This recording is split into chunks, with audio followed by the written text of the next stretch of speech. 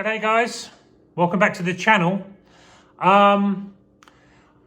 Today's video is not going to be my typical traveling video with my wife Kat in America. If you didn't know, I'm a British guy, lived in America for 21 years, and my wife has recently moved here a year ago from Thailand. And check out our channel, please like and subscribe. Don't forget to comment if you can, that really helps us.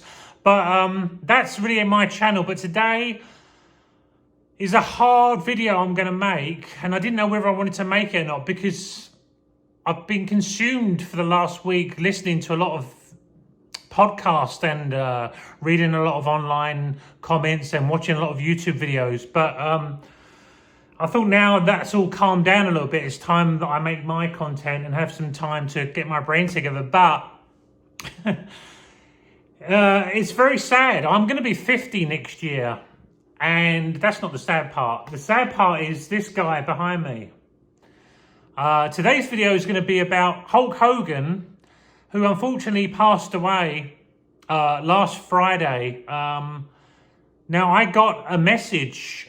I'll go into who he is in a minute for those of you, because I think there's a lot of people that watch my channel that are probably also from Thailand, right? And they don't even, my wife Kat didn't even know who he was. But for most of us in the Western world, we all knew who he was. But yeah, I was at work Friday, and my brother, who's 8 hours ahead in England, sent me a message, and it was from the BBC website. And I looked at it, and I think I got the notification about 11 a.m. Pacific Standard Time, around that time. I think Hogan had already just passed about an hour or so gone already in the afternoon because he was in Florida. But I was like, said to my friend, oh my God, I'm devastated, absolutely devastated. He said, what? I said, my childhood hero, he's died, he's dead. He said, who? I said, Hulk Hogan.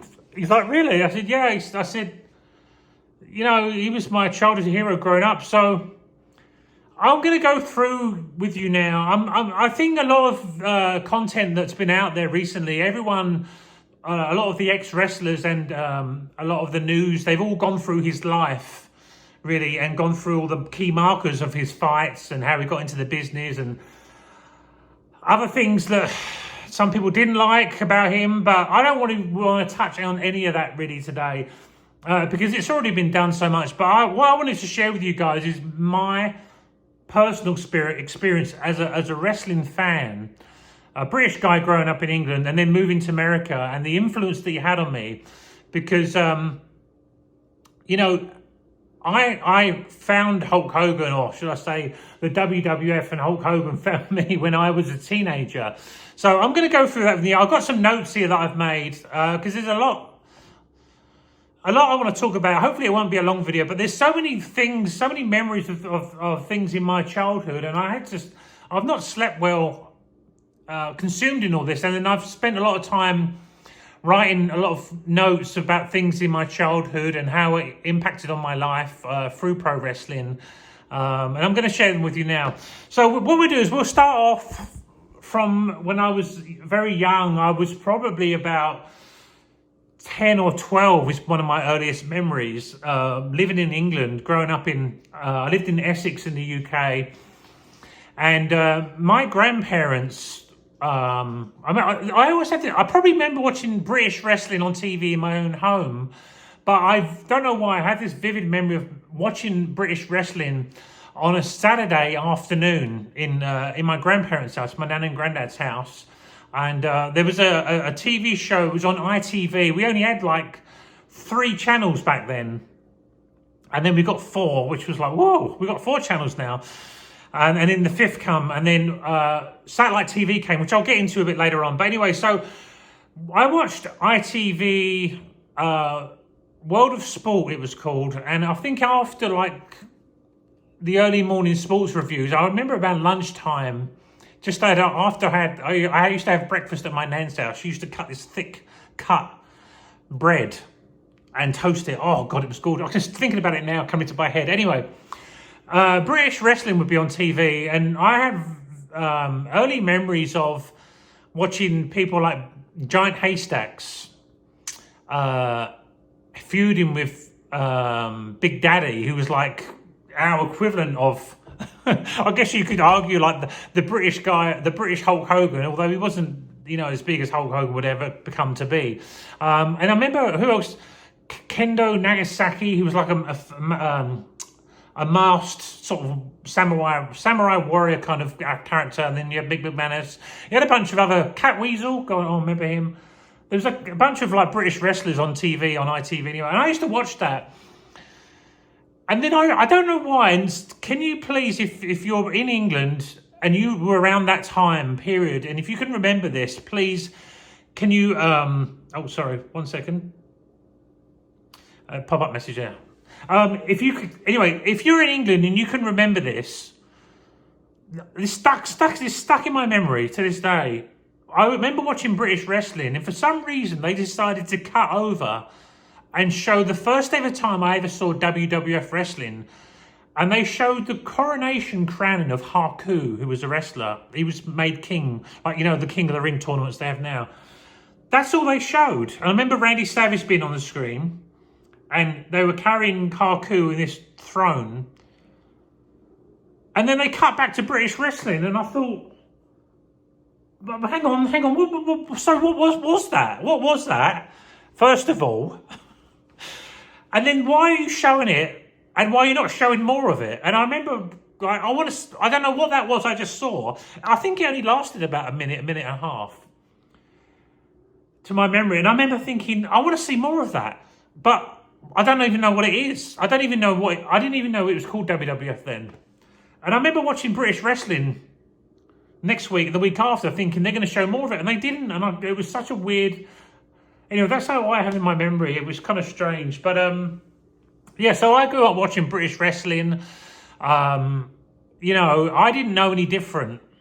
I'd never seen any other kind of wrestling anywhere in any other countries, because that's all we had. So you got to think, I was watching these overweight, fat guys in leotards, basically theatre. It was showmanship. They were bumping stomachs, right? If you remember that famous, and I'll clip it in here, the famous Wembley fight with Giant Haystacks and Big Daddy. And, there wasn't really a lot of wrestling. It's just a lot of showboating, a lot of holding each other. Like, should I hit him?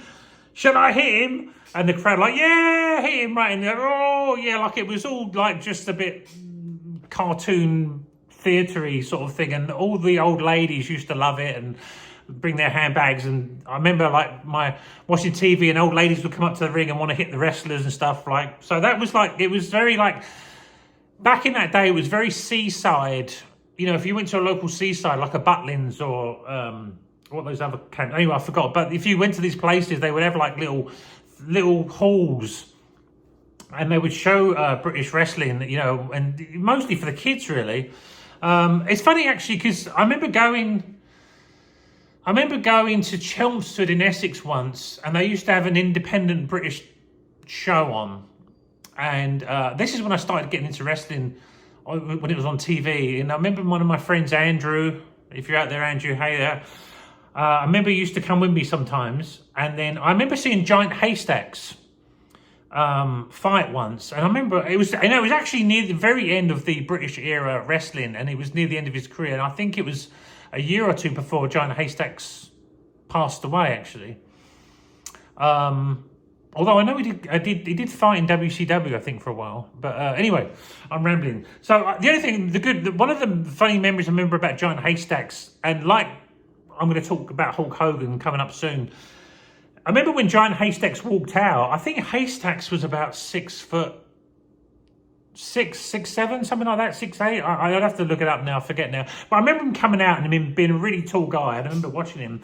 And I remember him vaguely wrestling in the ring and doing bumps and stuff. But the thing that stuck out in my memory more than that was, after he'd finished the fight, before the next match came on, all the crew, the wrestling crew, the staff had to go back in the ring and tighten all the ropes up and make sure they're strong again, because he was so big and heavy, this guy, that he basically loosened up all the ropes and the posts and everything. That was one of the vague memories I remember about British wrestling and Giant Haystacks.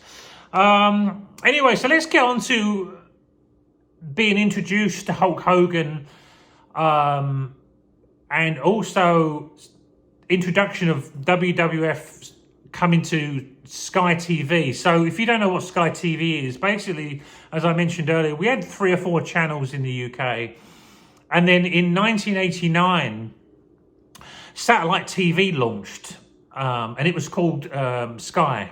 I remember, if you look back, old council houses back in England and back in the 80s or early 90s, right?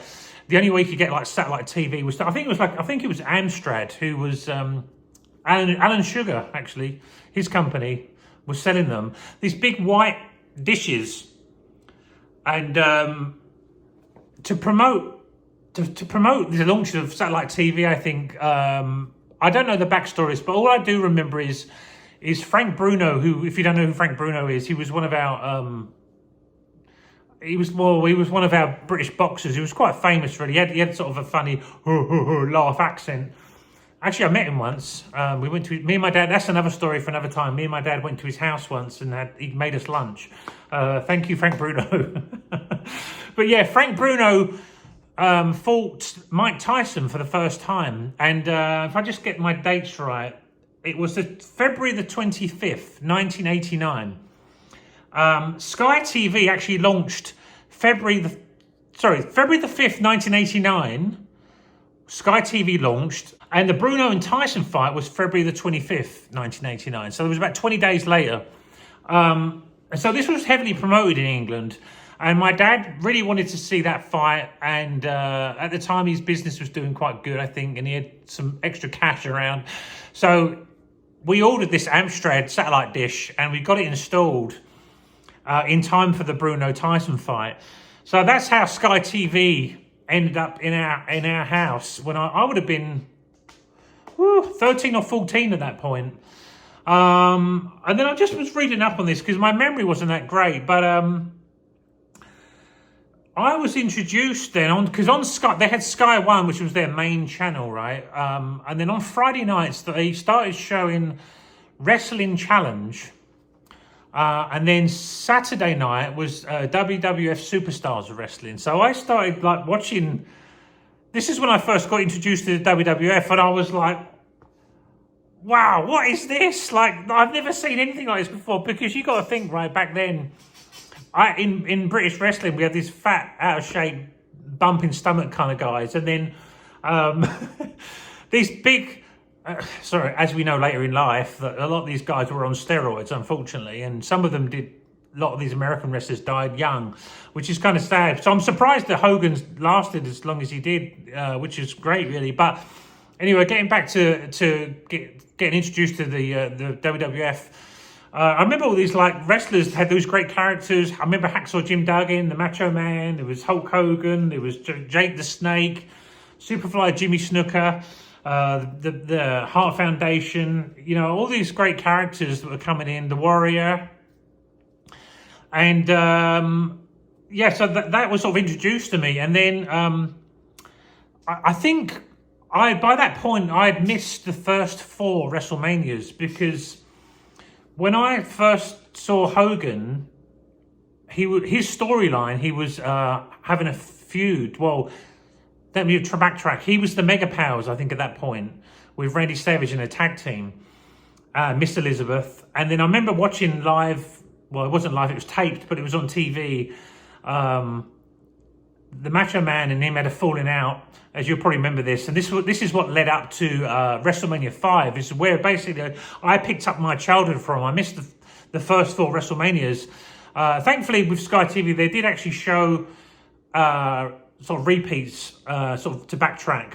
So I did get to catch up and saw WrestleMania 3, the great iconic Hulk Hogan slamming Andre the Giant, all that good stuff. But WrestleMania 5 is where I picked up the WWF, and Hogan was huge and massive. And, I just want to take out from my timeline here, I just want to talk about this, is that, the only time I'd ever seen Hulk Hogan really before this was in Rocky 3 as Thunderlips.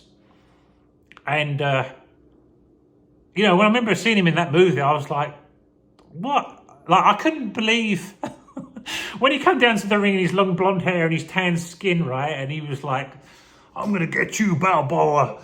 And just like, I'm going to break him in half like this. You know, first of all, I was like, I've never seen anyone talk like that. I'm going to break someone in half kind of thing. And then just the way he looked. I mean, if you've got to think about it, we've all grown up with Superman, Spider-Man, these comic book heroes, right? And then we've all watched movies, Star Trek, Star Wars, you know, but this is all science fiction or special effects, you know. So, but when this guy came out, there was no special effects about him. It was what you see is what you got. And I was just like, I've never seen a man like that in my life. I've never seen anyone like that, you know, even in walking around the streets of England, really, unless you went to a gym and maybe saw a bodybuilder, perhaps. I know that back in the day, you know, Pumping Iron, the movie, and Arnold Schwarzenegger and Lou Ferrigno, and I know there were British bodybuilders too, but you didn't really ever see them on TV. It wasn't really famous or anything, and so you just didn't see anyone that looked like that. And my brain couldn't accept it. I was like, what am I seeing here? Like, what is this? Like, are there people on this planet that exist like this? And why have I never seen somebody like this before in my life? And then I remember all the moves that Hogan did as Thunderlips in Rocky. You know, those moves were never done in British wrestling, really. British wrestling is more like very technical. But the slamming the knee into the corner, the suplexes, the body slams, all this stuff. I was like, what is this? I didn't know people could fight like this. You know, all I knew was British wrestling and boxing. So yeah, I was totally overwhelmed and hooked. And then so when finally I saw him once again, and then I got to WWF to be on TV, I was just like, whoa, like this, you know, and most of you out there, if you're watching my channel, watching this video and sort of reminiscing along with me about, you know, you guys or women even that were my age back then, you probably, you know, you're in your late 40s or 50s now. And you're probably thinking back, yeah, like for me, I personally thought, this is what I'm watching. This was made for me. I mean, this is what I've been looking for all my life. Like, what? I can't get enough. I just could not get enough of it. I was totally obsessed with it because it was like nothing, you know, 14 years of living on the planet, I'd never seen anything like this in my life. And I was like, wow, this is, I don't know what this is, but I've got to inject this into my veins. So, anyway, so yeah, that was Sky TV, and I just wanted to talk about on how it got introduced. And then that was so WrestleMania 5, that was April, that's right, 2nd of April, WrestleMania 5. And because they were launching the Sky TV, and I think WWF wanted to sort of push out their products also to other countries, they then came to London, England, and did a live show, and it was on Sky One. I don't think it wasn't a pay-per-view then, that I remember anyway. Correct me if I'm wrong. Now, the reason I don't know if it was a pay-per-view or not, because I didn't watch it, because I was actually there. I remember my brother was sort of into, you know, you got to think back then, there was no YouTube, there was no internet, there was very little radio stations, TV channels, right? So people back then would go out and actually go to live events. That was the thing. And my brother loved to go to live events. My mum loved to go to theatre. Probably why, just a side statement, probably why I love WWF and just pro wrestling in general, because I mean, we all know now it's not real, it's fake, it's choreographed, right? But you know, but it's theatre to me, and it's acting, it's theatre, and it's entertainment, and that's what I like about it. But anyway, so my brother was very into sort of going to different places and going to Wembley and seeing live shows. I remember he used to take me to. He took me to Liverpool. If it's just a soccer team in England, I'll put a link at the end of this video. I actually took my wife there recently when we did a trip to England. But But yeah, my brother took my first concert was MC Hammer. My brother took me to that, and my brother took me to see Michael Jackson, the Dangerous Tour at Wembley. And my brother was always going to see like Duran Duran. He was big on them, and other musicians. He still to this day he still goes. So he was very much for going places, and he bought me a ticket. My mum and his I think girlfriend at the time. Avril was her name, I think. Yeah, anyway. Sorry, Dave. I'm mentioning that. But, yeah, so we actually went to London. We went to the London Arena, and it was live on Sky One. It was the 10th of October. I'm just looking up on the dates on it. And that was the first time I saw Hulk Hogan live in person. And sadly, it was the last time I ever saw him, because I never got to see him again, unfortunately, because I think a little while after that, they were still touring, coming over, but Hogan was off doing his other things, his TV shows and movies and in WCW, etc. So, but that was the only time I got to see him, and I'm so glad I got to meet. Well, I didn't meet him, but I actually got to see him, and I was a fair distance from the ring. I wasn't ringside, but I was sort of staggered up a little bit. I was probably like up there, if you can see. But we had pretty good seats, and my mum, I always remember my mum. I never forget her saying to me, she said, Nick, she goes, oh, the Americans, they know how to put on a show, don't they? They know how to put on a show. Like, it's all razzmatazz, she called it. And she's like, oh, it's this. And she I think she had like a crush for Hulk Hogan too, you know. Who wouldn't like this big bronze-tanned, blonde-haired guy? But yeah, we had a great time. It was a great event. I just want to run through the card quickly. I remember seeing Coco Beware, Dino Bravo, Bret Hart, Jim Duggan versus the Honky Tonk Man, the Rockers, Shawn Michaels, the Fabulous Rougeos. Who else was on there? Let me just check. The Brooklyn Brawler, which is pretty cool, actually. I got to speak to him later in life and told him that I saw him at the show. And he's like, oh, man, yeah, that was a cool event. I remember speaking to him.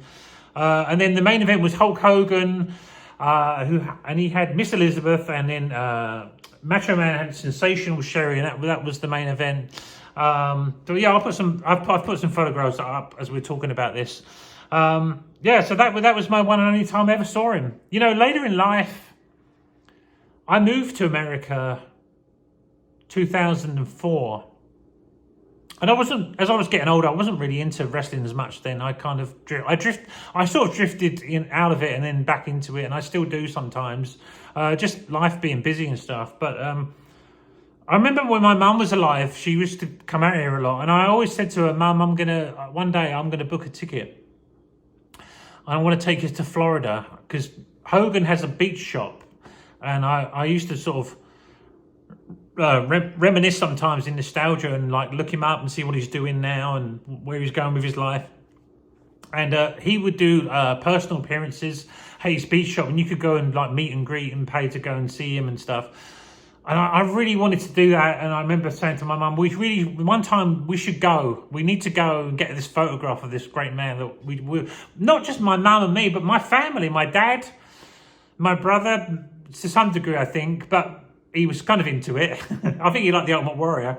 But yeah, I mean, my whole family, we all watched it. My friends, other family members, you know, I just remember my the kids at my school would borrow tapes from me and stuff like that. But yeah, I really wanted to see him. Unfortunately, that never happened, you know, and that's the reality of life. I think sometimes is that we all think we've got more time. You know, my brother said to me, and he's probably got this from somewhere, a phrase where I remember my brother saying to me, he said, Nick, you can always make more money, but you can't make more time. You know, that's the most precious thing we've got. And unfortunately, at 71, Hogan passed away, which is too bad, because I did actually think again recently, if he was going to be appearing at his shop, I would have flown out there here from the West Coast and gone and seen him. But anyway, that's sad, but there we go. So yeah, I mean, as a kid though, I was totally obsessed, as I said, with what I was being shown to me on my TV screen. And some of the memories that I've written down here is that I remember collecting, and I'll put it up in the photograph here. a picture of me when I was about 15. I had like, I used to click. You remember in England we had this. It was called Silvervision, the VHS tapes. I would buy all the WWF VHS Silvervision tapes of all the events, and then also I used to buy WWF magazines, which I've still got. Can't get rid of these things. There you go, Hogan on the cover. I've got a whole bunch of them. Look at these. Remember these? So, where I lived, there was a newsagent's near me, and I used to tell the owner, please order these in, and he started ordering them in. And then I also just reserved me a copy, and I used to sometimes buy it. I was so crazy I would like want 2 copies. But the reason I'm telling you this, it's just great. I'm looking through this now. Look at all these. Look, I mean, just having this as supplemental to watching it on TV. There's the Royal Rumble there. But yeah, just great. I just love to sit through these things. But the reason I used to buy 2 copies sometimes, because I used to, when Sky TV would like replay some like SummerSlam or Survivor Series, WrestleMania from before I got into it, I used to record them. Yeah, I know, I used to record them. But I mean, everyone did, right? We used to record, and I remember I've watched online a lot of American people as kids. They would trade the tapes and send them to people, and so yeah, I used to record them. Then I used to buy these plastic VHS covers with like a blank sleeve, and then I used to create. I don't have photographs, unfortunately, but I used to. I'll try and zoom in on the photograph. The only one photograph I've got. I used to create my own video covers, and I used to create them making from like the pictures here. Like, you know, I'd cut out like Hogan, and then I'd cut the Warrior or something, and I'd put them together and stick them on with Pritt stick. And like, if I could find like the WWF logo, I'd put that on my video cover. And if like there was a the Royal Rumble, you know, if the Royal Rumble was there, I would cut that out, or WrestleMania, and I would put that on like on the side of that would be down the side of the video case, you know. I used to get quite creative with this stuff. It's very embarrassing but sad. Where are all those videos gone now? Unfortunately, I sold them all at a boot sale. A boot sale is like where you go and like a flea market, really, or in America, or a yard sale, right? That's when I kind of dropped out of watching wrestling, but I'll get back into it again. But yeah, I wish I still had all those videos. But yeah, I used to do that. Now I'm going to tell you something. This is really embarrassing. If you check the thumbnail of this video, that was AI generated. And I was laying in bed, remembering all the things I did as a childhood associated with wrestling and Hulk Hogan and WWF. And I was that crazy on it. Now, you've got to remember, this is back in the day, right? So I remember opening up Sunday magazines, for News of the World, Today magazines, that kind of stuff. And even in the newspapers, there was a bit of a craze going around in the early 90s. I don't know if you remember this, but people used to have like the Nike logo or Reebok, or they would have Bart's, because Simpsons was really big back then. So they used to have, people used to have to shave like Bart Simpson in the back of their head, or the Superman logo, right? All that kind of stuff. And I remember taking this. This was the old WWF logo before they had to change it, thanks to the, what was it? There was a court action against them with the Wildlife Fund, so they went to WWE, they changed the logo. But anyway, I took this logo and I went to a hairdresser's. God, this is an old memory. So I used to live in a town near Brentwood in Essex. If you don't know what Brentwood is, look up The Only Way is Essex. There's a TV show now called Towie, The Only Way is Essex. Anyway, I grew up in Brentwood. That was our high street. That was our shopping centre. That was everything. Anyway, there was these 3 guys that had a barber shop. I used to go and get my hair cut there. It was called Marina's. These guys were Italian guys originally, and They were pretty short, actually. But they were really nice. I think I read up on them actually the other day that they actually had a music band and they played somewhere locally in Brentwood. Now, if you're from Brentwood and you know them, write a comment, let me know about them. But anyway, Joe was the older. I remember Joe was the father, and then Tino and Alf were the younger guys. And I remember Tino was an opera singer, and he won awards. I remember seeing him in the shop, in the barber shop. Anyway, I'm rambling on. So I took this logo and I told Alf, I said, can you do this? Can you shave this logo in the back of my head? And he looked at it and he went,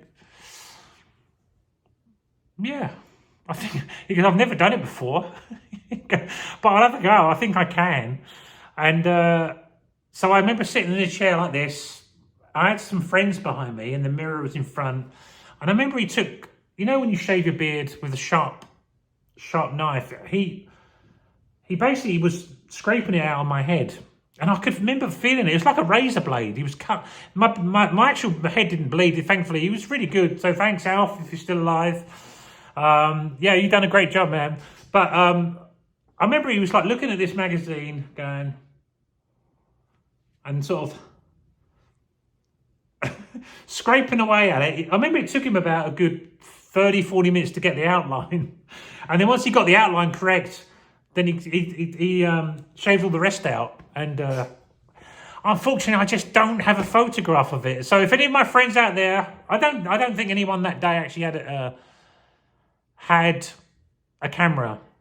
And I don't know if any of you, my friends, are still out there watching this. If you haven't got a picture of it, please send it to me. But yeah, and then I remember every like 5 or 6 weeks, I'd go back to him and have it retouched out again because it would sort of grow out kind of thing. And I think I kept that for the whole summer that I wasn't at school.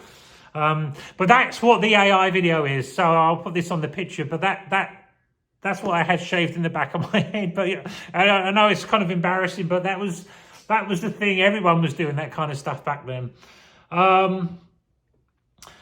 So yeah, anyway, so I just wanted to touch on that.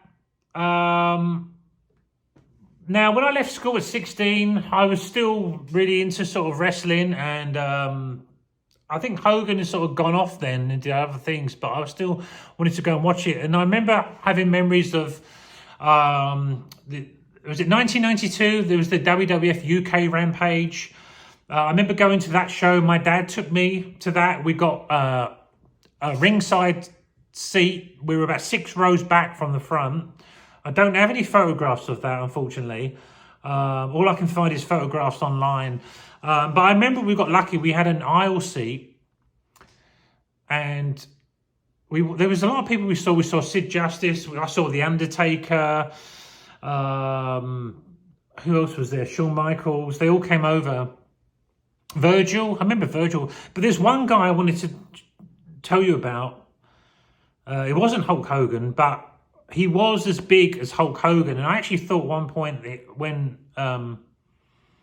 Hogan left and he had this feud with this guy, I thought, oh, this guy looks like Hogan. He looks like him. He's as big as him, you know, and he had the blonde hair too. It was Sid Justice. I thought he was going to be the next Hogan. Unfortunately, he was a good wrestler. He had a good gimmick, but I don't think he ever got to the heights of Hogan ever did. But I thought, I thought, I can see what you're doing here, WWF. You want him to be the next sort of Hogan. But the only thing I want to tell you about and what I remember is because I was by the aisle, and when I look back, and when the curtain opened, Sid Justice came out, and he had blue pants on, blue boots, I think.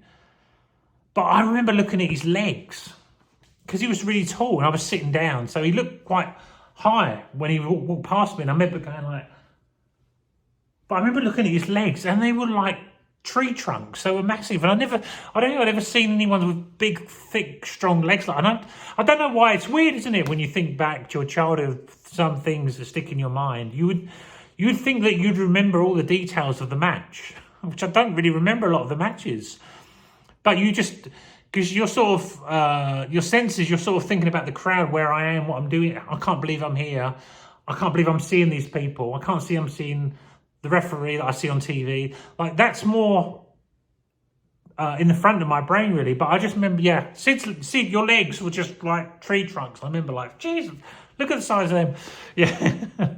But, yeah, they came 1992. When was that? That would have been earlier in the year. I think that was April 1992. I went to see them, my dad.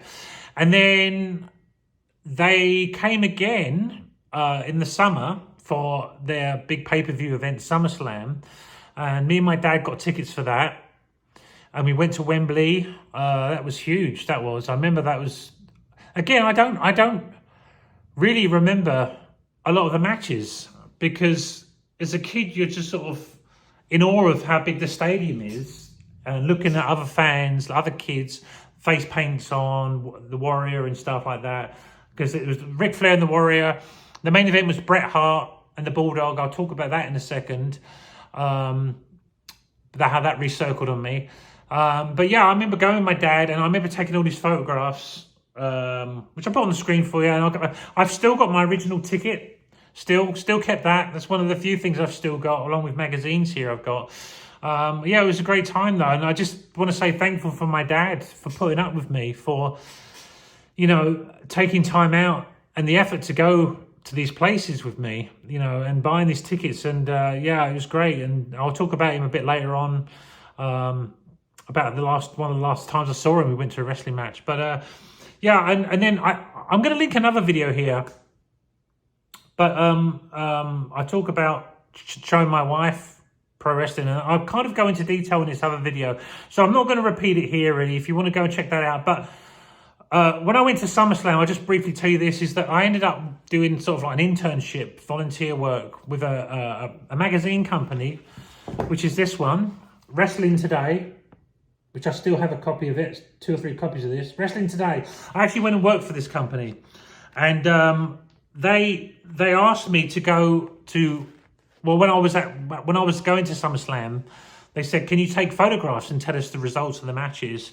And then I ended up writing this article. As you can see, my name's there. I'm not going to give my last name out, but Nick. Yeah, and I've got the original photographs here, which I'll put on the screen for you. But yeah, so yeah, go and check that out on my other video. But that was a cool moment in my life too. I got myself featured in a wrestling magazine, so that was pretty neat. Anyway, so that's a lot of my childhood, really. And I just want to say now, before we get into talking about Hogan, really as him, I just want to start off and say that none of this would and I've heard a lot of other people on podcasts talk about this. I don't, the question is, would wrestling be where it is today without him? Really, and I think it would still be here in some degree, but who knows? Who knows? I was talking to a friend at work the other day about AI and generating AI, and I said to him, if you were to say now to AI, please create me this larger than life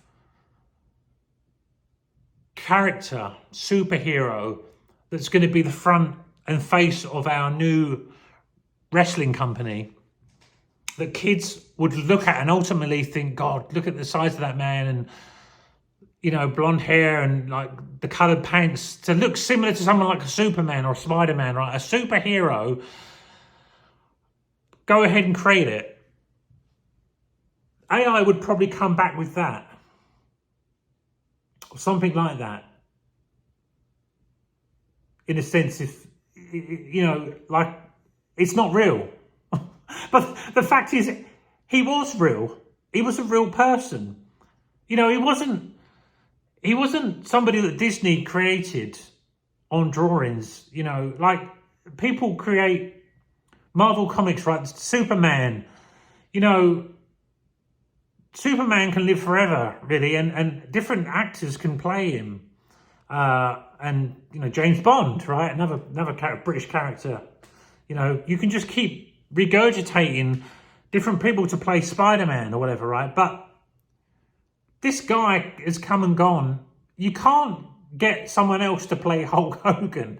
Hulk Hogan was Hulk Hogan, and at that time, when Vince McMahon Jr. wanted to launch his new brand and take over America and take over the world with his company, you know, and he looked around and then he saw this. I mean, wouldn't you? You'd be like, that's it. That's what we need. He looks like a superhero, really, and everything else that went along. It was the whole package. I mean, it was just perfect timing, really, that it came together. The owner, Vince Jr., wanted to take over the world. And just at that right time, this man just happened to be around in pro wrestling doing all this at the same time. And they just came together and it just exploded. As I said earlier in the video, you know, what you see here compared to what I was watching in England was just, there's no comparison. I was just like, these are giants. I mean, Andre the Giant, right? And all these other, the Warrior, how buff he was and, you know, all that stuff. So it's, you know, and you got to think, right, as a kid, you're seeing this. But I think for me, and I don't know about you, but the difference is from seeing that to like Superman or whatever. You know, when you're a kid, you're like, I've seen Star Wars, I've seen Star Trek, I've seen Superman movies, right? I know it's not real because I know that there's special effects, there's acting, right? And I still like it. Ghostbusters, right? We all like that. Goonies, right? We all like this, all this 80s stuff. But we all know it was Hollywood that created it. And there were special effects that were added to it. But when you watch wrestling, pro wrestling, yeah, they're in good shape, they're acting. But there's no special effects. What you see in the ring is what you get. You know, that's it. I mean, I don't know, I can't how deeper I can describe it, but it's like, to me, I think to me, it was like, this is real. You know, I mean, I know now I'm older, but back then kayfabe was very alive and well. If you know what kayfabe is basically the business back then. They didn't let you in the back door. They didn't let you know it was fake. They didn't let you know it was choreographed. They never showed you all these WWE documentaries about what it takes to be a wrestler now and building your character and life outside the ring, right? I remember when the WWF wrestlers would come over to England, they would be on breakfast TV shows, interview shows, but they would come in character, you know, and when you're 13, 14, you're like, not only am I seeing this guy fight in the ring on TV, but when he's on a chat show, he's still the same person. Now, to a degree, also, British wrestlers used to do that too.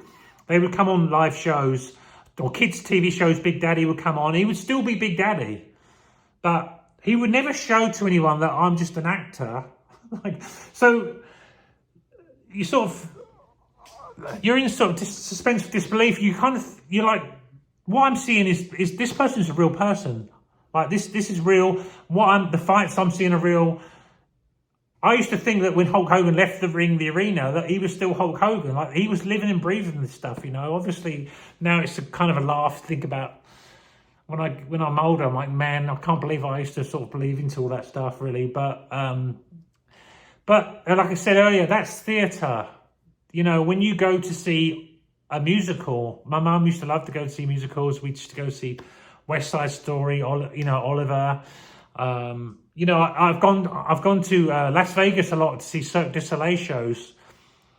It's theatre, you know, and you know it's acting, but it's a great performance, and I just love it. But there's a big difference between, I think, the big argument I have between why I like pro wrestling probably more, and I do like theatre, but I like pro wrestling just that bit more, is because when you go to see The Lion King, you could go back again 5 years later or 10 years later and go see Mary Poppins on stage or something. It's the same characters. It's the same show. It's the same songs. When you tune into wrestling, yeah, you've got the same characters. But each week, it was a different story. And that gripped you. It's like, I want to know where this is going to go. I know it's going to happen. And the more you watch, the more history you build up in your brain of what's happened before. And then the creators of WWE are very good to circle back sometimes and like a rematch. Oh yeah, that man needs to get him now because 2 years ago he did this to him, that kind of stuff. So it's like watching, a soap.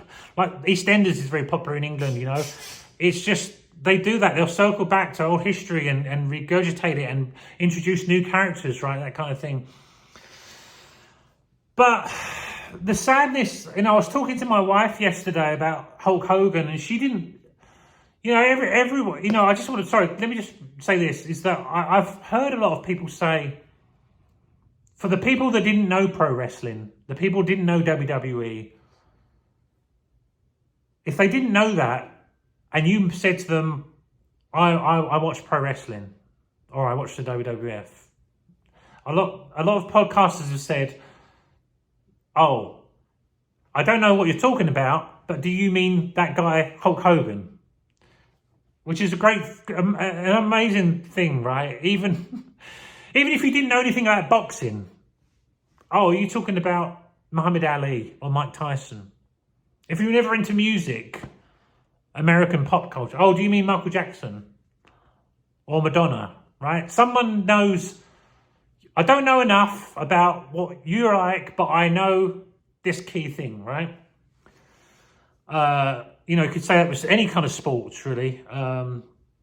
Like football players. I don't really watch football, but David Beckham, I know David Beckham, or I know Lionel Messi or Cristiano Ronaldo, right? I mean, Hogan they've said he's the Babe Ruth, which is a famous baseball player. He's the Babe Ruth of wrestling. I mean, if nobody knows what wrestling was, they knew him. But funny enough, my wife didn't know who he was. And we got into sort of a debate, like a discussion about that. Like, what did you grow up watching? And she said, no, we didn't really have TV, really. We didn't watch it. We didn't have comics. Anything that they had, I think, was influenced in the East by Japan. So that was kind of interesting to get to understand about her childhood growing up in Thailand, that they didn't have any of this Western wrestling. I mean, her fighting on TV was Thai boxing, really, but it's not choreographed, right? So it's been fun introducing my wife to show her all this stuff, but it's hard to sort of put across to her why I was quite upset and I was very hurt and downtrodden about this. And she said, I don't understand. I said, well, I can't describe it, but I said, I'm going to come to the end of this video now, but what I want to say about Hulk Hogan, really, and the whole of wrestling is, I said, and I think for a lot of us online that are watching this, is a key mark in your life where you grew up through your teenage life. We all gripped onto something. Living in your teenage years can be quite difficult sometimes. I think you're a teenager. You're going through puberty. You're not quite a man yet or a woman.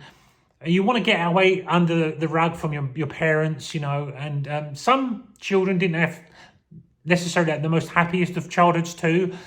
And so they would reach out to a superhero. They would sort of live in Superman or music, right? Or something like that. Like it was an escapism, really, I think, for me. I don't know about you, but it was escapism for me sometimes. Not going to talk about my parents, really, but and I didn't really have a bad childhood, but there was some rough patches, really, in my mum and dad arguing and stuff like that in their life, and I don't want to go into all that, but yeah, I think at times I wanted to sort of hide under the cover from all of that, and I used to sort of bury my head into wrestling as well. It might be part of it, but whatever we went through, we were hooked into this wrestling show. But what I wanted to get to the point is that with Hogan dying, I said to my wife, it's like a part of me has died inside. I'm getting emotional now about that. Yeah, it's like I feel like a part of my childhood has died. Which is a weird thing to say, but I'm trying to explain it to you, is that if you grew up loving Spider-Man or Superman, somebody like that, right? They never die. Oh, and I just want to say this too. I think also, like, Hogan, Randy Savage, The Warrior, all that back from the 80s wrestling, it's a time machine. It's your time machine. At any point during my life, as I grew up through living 30s in my 40s, you know, I'm going to be 50 next year, I could still, if for nostalgic purposes, I could just pull up an old Hulk Hogan videotape and watch it. Or I would tune into WWE and Hogan would make a guest appearance, right? And I'd be like, that man's still alive. He's still around. Like, my childhood is still there. It's still going, right? It's still alive. You know, and it's very much similar to you, right? Yeah, this is a great example. Like, I'll put another link at the end of this video. Me and Ket went to California. We went to the Charles Schulz Museum, which is a Snoopy museum. And Snoopy's quite big in Thailand. And I said to her, this is the only way I can explain to you, Ket, how I feel. I said, can you imagine growing up reading the Snoopy comic strips every day for 50 years or more? And then one day, Charles Schulz just said, you know what, I've had enough. In the next strip, I'm going to have, sorry about this is quite graphic, but I'm going to have Snoopy die. Whether he's just an old dog or he got run over by a car. Right? Oh, it sounds tragic, I know, but just bear with me. Can you imagine, like, if you've invested your time in your life into Snoopy, right, Peanuts, and then Charles Schulz just said, oh yeah, I've killed him off. There'll be no more Snoopy anymore. He's done. That's it. And people would be like, what? You literally can't do that. You can't just kill him off. You know, or kill off Spider-Man or something. Like, he's gone. There will be no more Spider-Man movies. There'll be no more magazines. That's it. He's done. Not to be talked about ever again. That's it. You'd be like, what? Why would you do that? You can't do that. And for me, he represented, my childhood represented the WWF, really. He was a comic hero. He was a cult hero. He was, you know, a nostalgic hero to me. But he's dead. And it's like someone up there has just said, right, that's it. He's dead now. It's finished. You won't be able to see him on TV anymore. You won't be able to meet him in person anymore. Right? You can't buy any more of these. Well, you can still buy, you'll still be able to buy his products and watch his old wrestling shows and all the matches and everything and nostalgia. You can do that. But, like, you can't see him no more. That's it. He's done. You'd be like, oh, God. You know, I can understand why. I've said it also to my wife. I said, I can understand why. And I didn't understand back in the time. I grew up, I was born in the 70s, right? Elvis died. I never grew up with Elvis. You know, I didn't really grow up with the Beatles in a sense that I know the Beatles, British culture, they're massive, right? I didn't really grow up at the height of their time, though. I wasn't around. And then when John Lennon passed away, you know, I know a lot of people to this day still hang on to Elvis and all the memorabilia of it, right? And they were just distraught that he died. Or when John Lennon died, or when Michael Jackson died, right? These great people that in like Muhammad Ali, right? They all die, and I remember thinking, how can someone be that upset? Like, I don't get it. I don't get why when I still go to Las Vegas, there's still Elvis fruit machines and Elvis songs being played and Elvis shows, right? I'm like, I don't get it. I don't get it. Really. I can't understand how someone would be that big.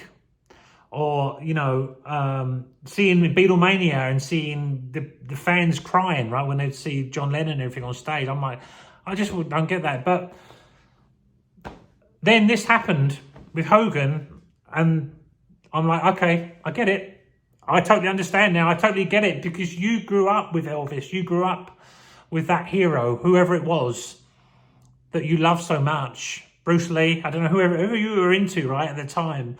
Yeah, and it was it's a totally personal experience. And I think living through that in your teenage years is when your emotions, your brain's not fully developed, and you're very emotional about everything, and you're not really in reality in the real world of what it takes to be an adult too. So you still have this fantasy mindset about being a kid, really, and you know, anything's possible when you're a child, you know, and any suggestion, right, or, you know, this Hogan, right, comes in, right, yeah, I mean, I can accept that he's real, that he's fighting, and he's fighting all these battles with all these other stars, right?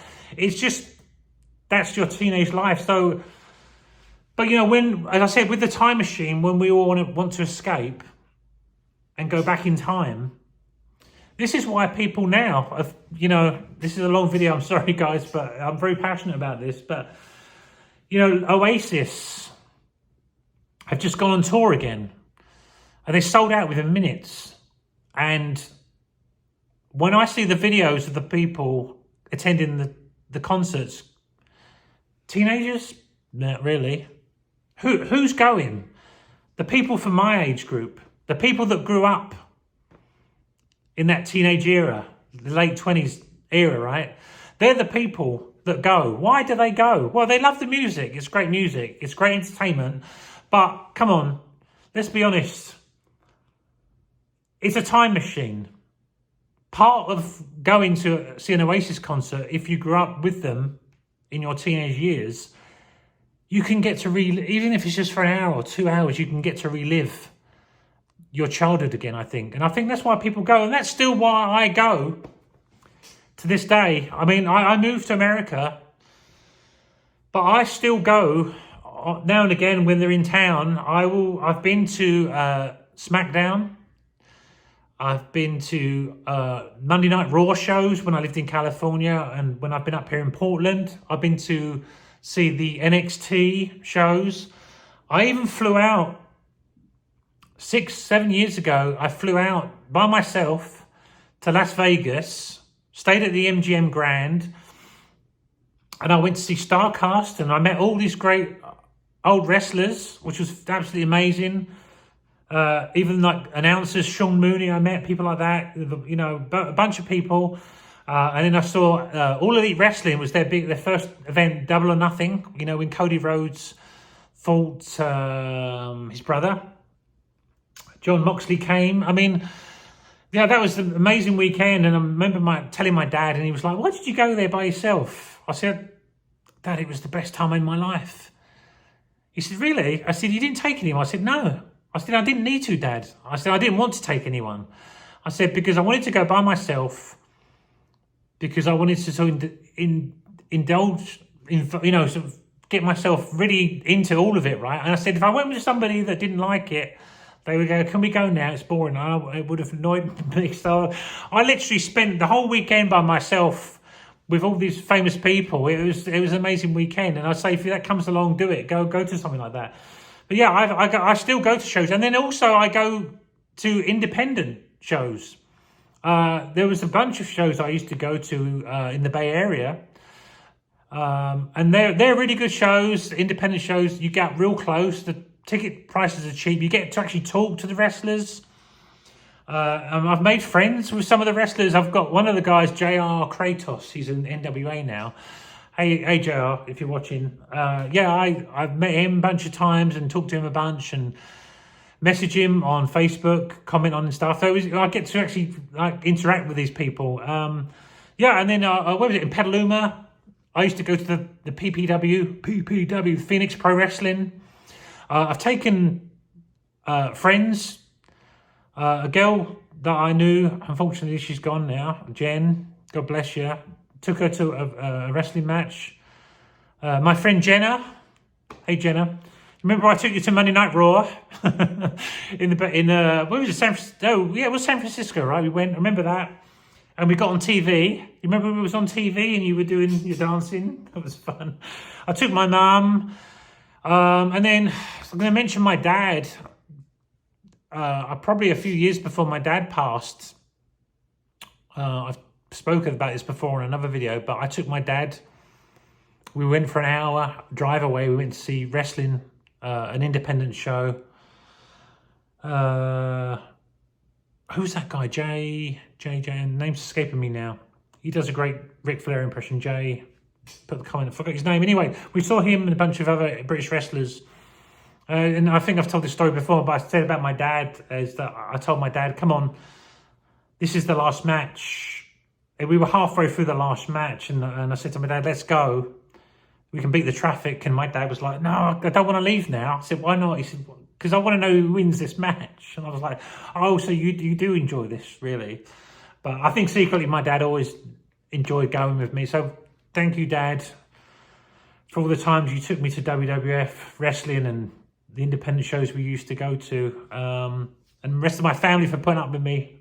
My crazy obsession with wrestling and Hulk Hogan.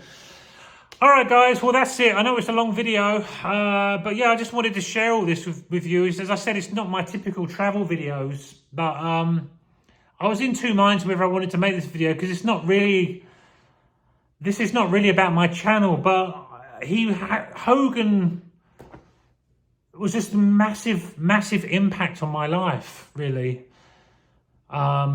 Not in it every day, but, you know, just being there or being around, or I could tune in and watch him, you know, and just that he's gone. I don't know if there'll ever be another person like him again. I hope there is. I really do. But I mean, there's been The Rock, there's been John Cena, right? The Undertaker, there's been other big names that have come through. But I mean, look at the guy.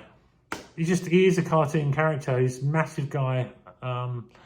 And will be sadly missed. And as I say, I wish I could have met him in person. I just didn't get to it in time. And that's just a lesson in life for all of us, really, which I want to close off by saying here is that, you know, if you want to go and do something in life, or you want to speak to someone you've not spoke to for a while, or, you know, you want to go to a show, to another wrestling show, go do it, because none of us know when our last day is, when the curtain's gonna come down, the 3 count has been done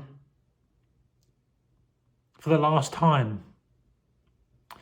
All right, take care of yourselves. See you in the next one. Bye-bye.